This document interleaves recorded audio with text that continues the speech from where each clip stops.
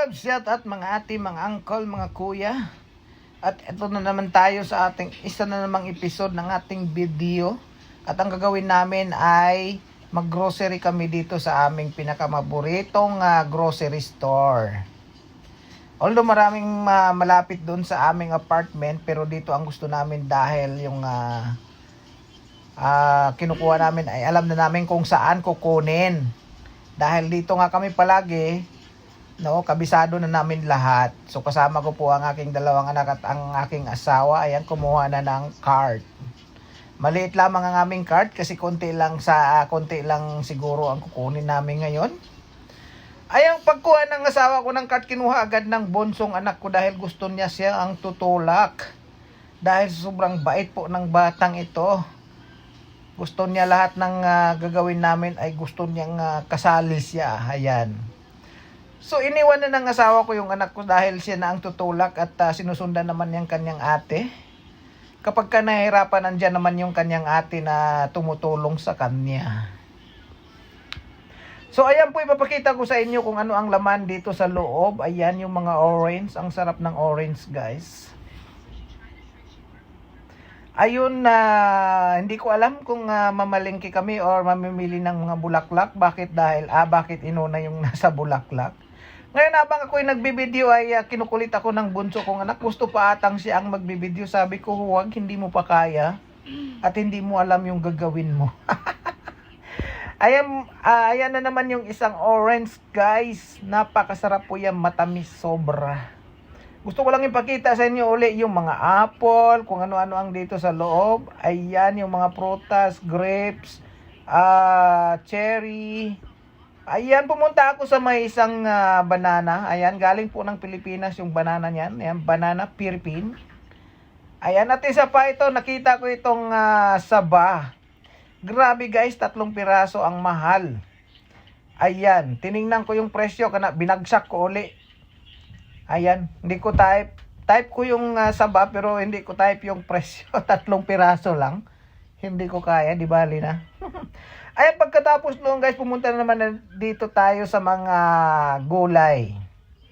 Ayan yung mga talong, mga carrots. And of course, dito tayo sa mga green leaves.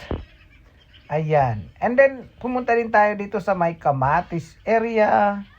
Balikan natin yung dito. Ayan, kung ano-ano pa ang mga tinda dyan. Ito yung kamatis, avocado. Dito ako nagtaka sa avocado, guys. Sobrang mahal. Parang itlog lang ng manok ay sobrang mahal.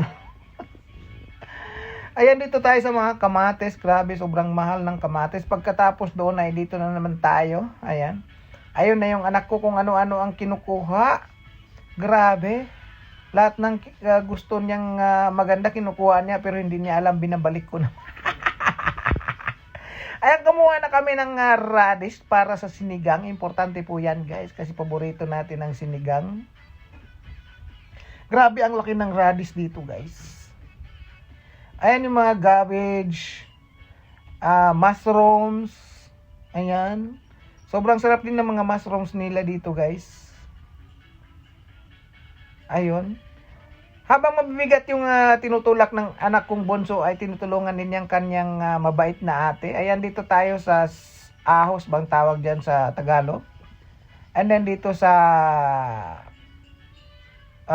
dabong. Hindi ko alam kung anong tawag sa inyo dyan.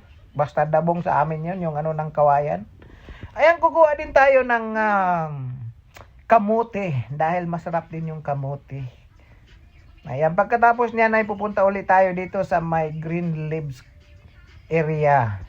Kasi mas maganda yung green leaves pang sabaw. At ito naman yung umaapaw na onions, no? Dito sa Japan ay sobra-sobra ang supply ng onions. Hindi ko alam dyan sa Pilipinas at murang-mura dito guys.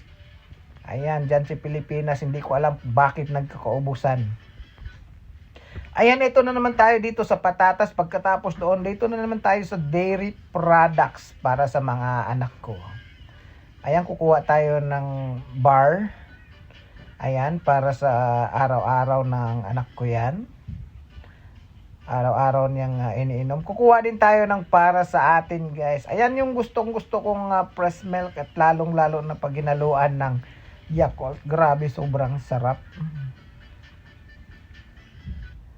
Ayan, may biglang dumating sa harapan ko. Hindi ko alam kung sino yun, pero kilala ko yan, guys. Ayan, tuwang-tuwa yung isa kasi hindi ko alam kung bakit siya natutuwa or kumuha siya ng gusto niya.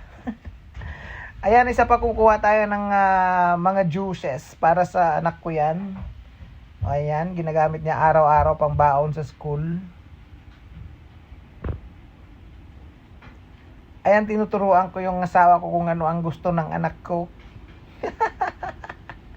Pero ang totoo yan, alam niya. Ayan na. Ayun, ito pa ang isang view ng kabilang department. Yung mga ice cream nandyan. Ayan, marami ding mga Pilipino dito, guys. Ayan, isa din ito sa mga pinupuntahan ng mga Pilipino. Ayun, pinaikot-ikot ko lang yung video para kayo ay nahihilo. Ayan, unang-una sa lahat, wag natin kalimutan ito, guys. Dahil kapag hindi natin ito kinuha, grabe. Mangangamoy tayo kapag wala yan na. So pagkatapos niyan, hindi ko alam kung anong kunin ko dito. Basta gusto ko lang yan pumunta dyan or kumuha ako ng chopstick.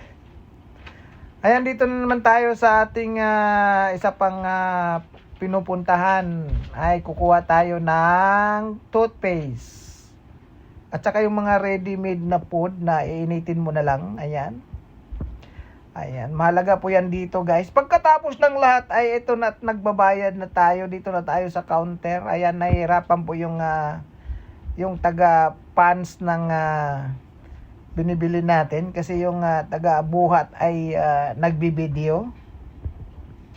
Ayan, pagkatapos nyon lahat, guys, ay umuwi na kami.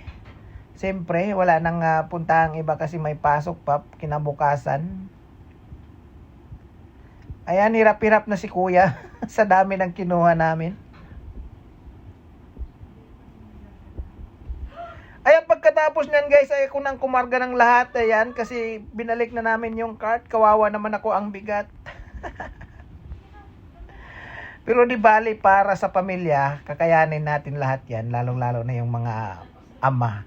So sa lahat nandyan ang kinuha na ng anak ko yung isa at gustong siya ang mauna ilagay dyan sa loob ng sasakyan.